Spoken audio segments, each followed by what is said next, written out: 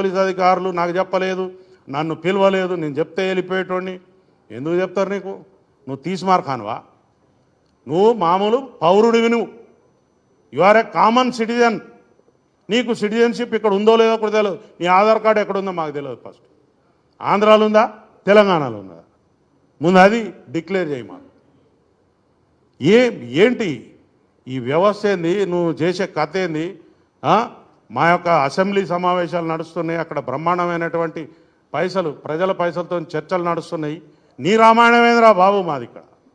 ఇది ఏంటిది? ఇక్కడ గంట సమయం, ఈజ్ ఎ వాల్యుబుల్ టైం. ఒక నిమిషానికి 2 లక్షలు 3 లక్షలు ఖర్చు అవుతాయి. గంట సమయం పోయింది మా అసెంబ్లీ. ఏమంటావు? అసలు నీ గురించి మేమెందుకు ఇక్కడ బాధపడాలి?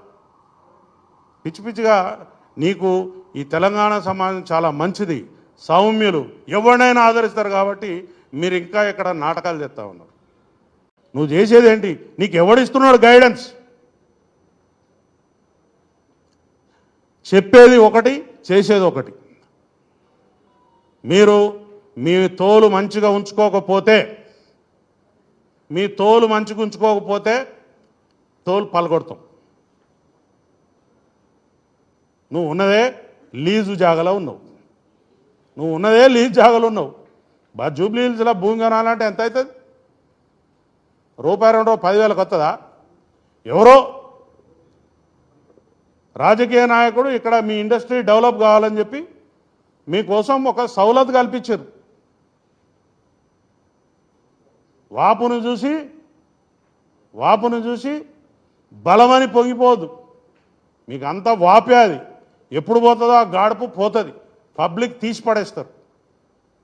ఆల్రెడీ సగం తీసేసిండ్రు, మిగిలింది కూడా పోతుంది. దయచేసి మా కుటుంబాల నుంచి ప్రతినిధిగా నేను మాట్లాడుతున్నా. పోలీసు వారిని కించపరిచేలాగా కానీ, అవమానించేలాగా కానీ, లేకపోతే బెదిరించేలాగా కానీ ఎవరైనా ప్రవర్తన చేస్తే మాత్రం అది మీ బొంద మీరే దాక్కున్నట్టు అవుతుంది. ఈసారి నుంచి ఉపేక్షించేది లేదు. చట్టపరంగా ముంగడిపోతాం, న్యాయపరంగా ముంగడిపోతాం. ప్రజలలో కూడా తీసుకుపోయి మీ బట్టలు కూడా తీపిస్తాం. పబ్లిక్లో కూడా పోయి ఊరూరికి మీటింగులు పెట్టి మీ బట్టలు కూడా తీపిస్తాం. Be careful.